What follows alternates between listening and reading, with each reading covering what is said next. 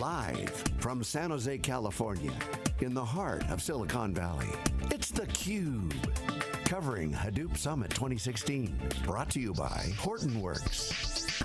Now, here are your hosts, John Furrier and George Gilbert. Okay, welcome back everyone. We are here live here in Silicon Valley in San Jose. This is theCUBE, SiliconANGLE's flagship program. We go out to the events and extract the signal from the noise. We're wrapping up day one of 3 days of wall-to-wall live broadcast coverage. We are live in San Jose for Hadoop Summit 2016. I'm John Furrier. My co-hosts this week, George Gilbert and Peter Burris, who couldn't make it in the meeting. Guest analyst is Abhi Mehta, CEO, founder of Tresata. Welcome to theCUBE, filling in as our guest analyst on our closing segment. Great to see you again. Gave me a promotion to guest analyst. I appreciate it. Hey, well, usually it's for unemployed entrepreneurs that come on or sold their company. It's kind of like they're not on the sidelines coaching or playing, so they come on. No, but seriously, you're the CEO of Tresata. For the folks that don't know, Abhi was on theCUBE 7 years ago. The official second one, but the first time we were there at theCUBE. Hadoop Summit, Hadoop World didn't start. Hadoop Summit wasn't even around. That's right. You worked for Bank of America at the time. Now you went out and started your own company, Tresata. Now we've lived through this. You've worked in the big company, financial services, where at that time you had clear line of sight on analytics for fraud detection, a lot of things. Went out on your own, started a company. What's the status? Give us an update. Well, first of all, thanks for aging me for your viewership. 7 years, it's been a long time. And it's so good, always good to see the success you've had as an entrepreneur. And the success we are seeing as Tresata. So a quick update on Tresata, we have nothing but good news to share. I think a big thing that is happening in the market today, especially with enterprise software, more so than B2C, but B2B software, is this ability for entrepreneurs. You call them tier one entrepreneurs, we finally have an ability and an era of an innovation economy where you can build a company that is capital light. What I mean by that is you can actually build a company without raising oodles and oodles of venture capital or private equity money built on revenues, which has been the secret of Tresata's success. So we, at this point, have funded our Series A and Series B on organic revenues. We had become profitable 2 years ago. Last year was the first year we hit our stride as operating company. We hit our operating numbers. Gross profit, net profit, had to pay taxes, which my lawyers and my accountants tell me is a Fifth Avenue problem. I shouldn't worry about it much, as much as it hurts. But we are a contributing member of society now. We're not a company losing money. But more importantly, I think we have proven the vision that we had shared with you, that this era of data-powered economic models is going to unleash a wave of business transformations, not just technology transformations, that is going to empower billions, right? I think we were the first ones to say that the economic value at stake is not billions, it's in the trillions. And we are seeing the successes and the early signs of that unbelievable revolution. And we'd love to share the data, certainly live, and now Facebook is doing a lot of live, so it's good to see Facebook kind of copying the Cube model, which is great. They're worth billions. All kidding aside, we've been successful. You've been successful. Congratulations. But I want to get your take on it because you said something in 2010 that it still holds true today. Data capital, data factories are going to drive the innovation and competitive economic advantages. I don't think you used the word valuations per se, but you were intimating, certainly talking about the value of the data that's going on. LinkedIn sold to Microsoft for $26 billion. Some would look at LinkedIn and say, hey, that's a Rolodex. That's a job board. But not really, it's a social network, but they had unlimited high quality data, not unlimited, high quality data. Absolutely. That's a showcase for this ecosystem we're living in. Question for you, did Hadoop fail on its promise to build an app economy? Not at all. I think, and I love when you ask me to make controversial statements on theCUBE. Absolutely not. It did not fail. It did not fail. It succeeded. It is unleashing. Let's take a step back. Let's take a step back for a second. What we are seeing is a dramatic shift in S-curves. And when you have dramatic shift in S-curves that are driven by some tectonic underlying change, which in this revolution happens to be technology around data analytics, it takes time for the entire ecosystem to evolve because we are fundamentally rewriting business models. I know you guys believe that big vision, right? Yeah. We are fundamentally... you can get more step up in value. Absolutely. With ever, data. ever low investments, right? With markedly lower investments. Well, the question is, do you shrink costs or increase value? So you can actually increase your value faster than you can lower your costs. But what if we came over here and we proved to you that we can do both? Yes. I think what this ecosystem is proving to us is you can do both. That you're enabling an innovation economy on a new S-curve. Give an example. So let's take a great example. Ecosystem doing that? Let's actually use the example that you use, and we'll use two examples. We'll use an enterprise software example, which of course I'll talk about Tresata, and we'll use a data company example, which will use LinkedIn. LinkedIn and the value of LinkedIn is way beyond the social network that LinkedIn built. But we have to think about LinkedIn as creating a new data asset that never existed before, which is one single global location of not just professional data, but professional hierarchy and timelines. There is no company in the world that if they wanted could predict, looking at global talent pools, global education certifications, and global professional lineage, what people could do in the future with their careers when they start. You marry that information, that plethora of knowledge of a pathway of careers that is now owned by a behemoth in professional software, aka Office, and, so they did a good job. you can do not just sell more Office software, which all the analysts looked at, but I think you start creating new products and services geared to make professionals successful. I think that's that is the poster child of, in my opinion, because it's so sexy news-wise, of course, and the numbers big, of course, of the value of data. George, I want to get your take as the analyst on the Wikibon team. He's really talking about, I was talking about the meta, the trends in the meta Uber business economic side and the entrepreneurial side.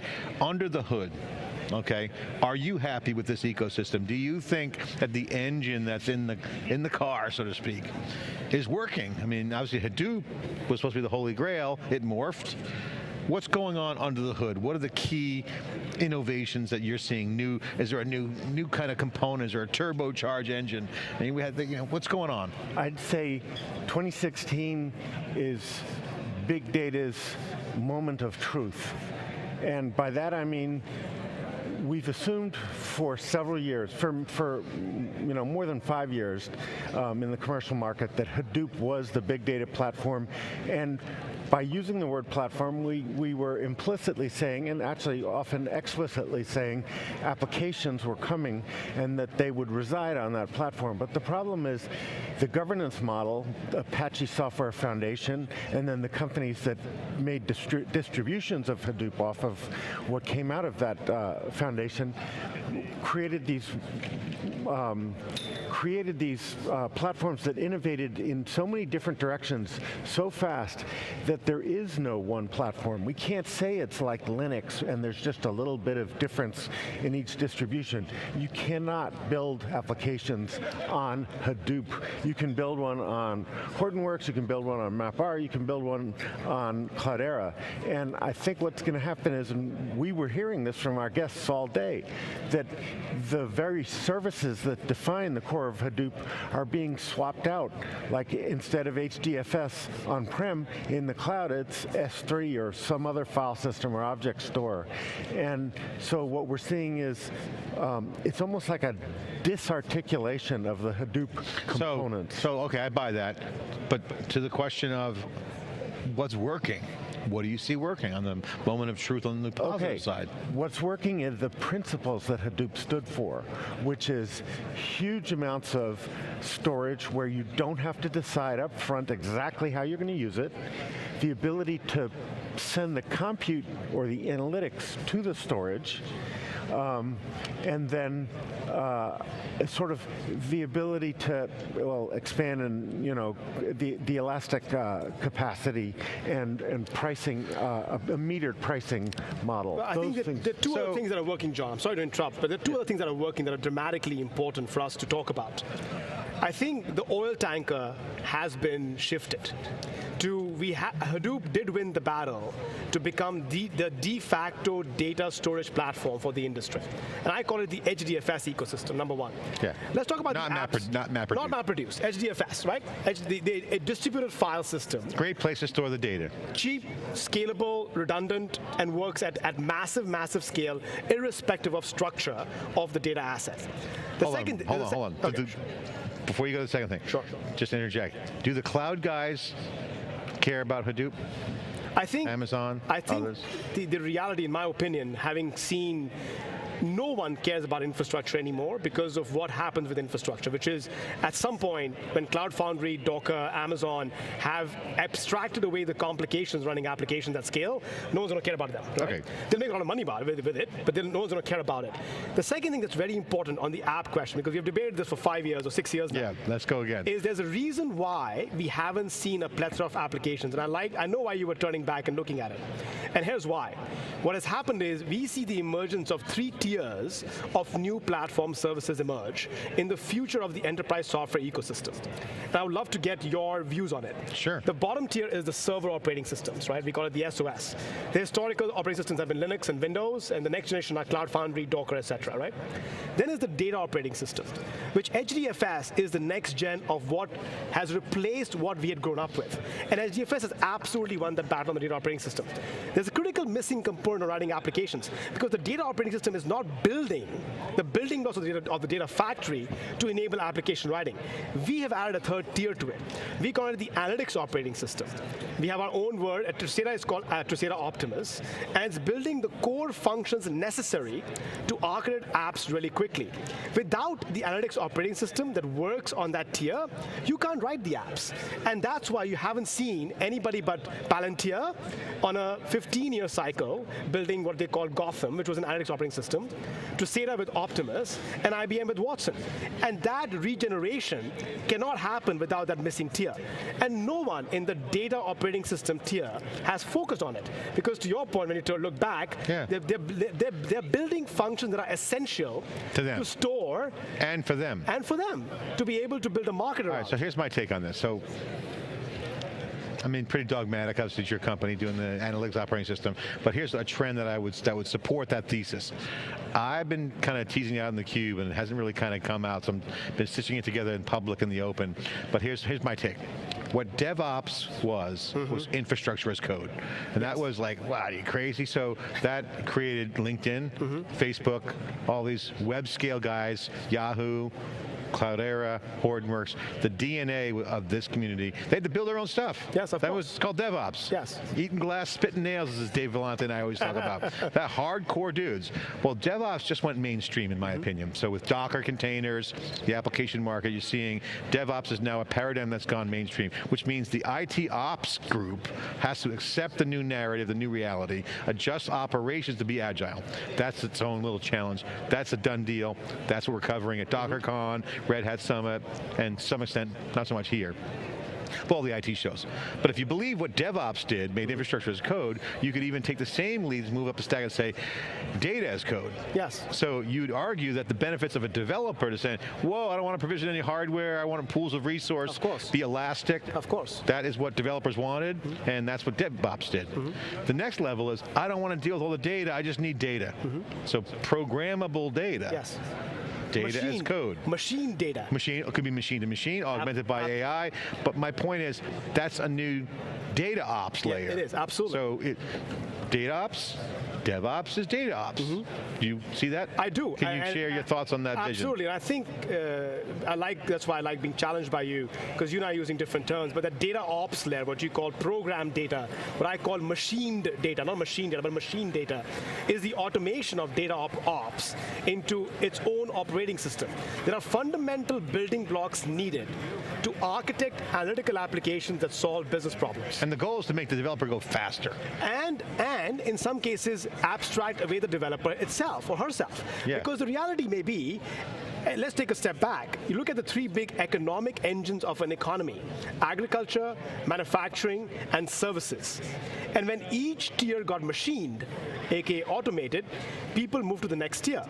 We have lived in a boom of services, with humans doing all activities around every single service, whether it's a data service or a product service. And we are now witnessing the era, the start of an era, where we will machine services and remove humans from it. With your terminology of yours being data ops. Data ops will be automated, but the core functions around it— Data ops with bots. With bots.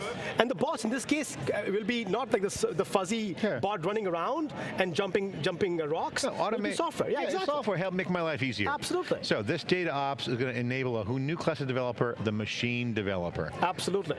It's Terminator. It's Terminator. It's Skynet. It's Arnie. I mean, it'll be great to get Arnie to talk about. But you're absolutely right. I think we are witnessing the starts of artificial intelligence, not the scary part of artificial intelligence, but the ability for humans to program machines to think like humans.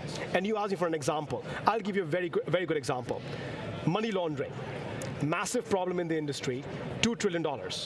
After every single automation, every single machining, every single technology innovation after 15 years remains a $2 trillion problem, which today they fixed the X trillion dollars to only at $2 trillion. No, it's been growing at 15% compounded every single year. So it hasn't even gone down. So the question you ask— So they're stopping the bleeding with their current solutions. And if they want to, because they keep screwing up, pardon my French, and the regulators keep coming after them. So the question then becomes, if we are so intelligent, if machining is truly coming, if Terminator is truly coming to data ops, why haven't we fixed the problem? And we took a crack at fixing the problem, and we realized that by simple machine learning as step one, and complex unsupervised learning, aka AI, as step two, we could eliminate 90% of the false positives and completely automate the human process of running down a suspicious transaction.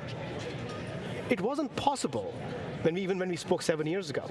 So to answer, now to bring it all down, it wouldn't have been possible without the HDFS ecosystem that you have so passionately supported yourself, including companies like ours, because without that, the economics of doing so didn't exist. So absolutely, not only can we build Terminator, every single human being, every single family can build their own Terminator to make human life better.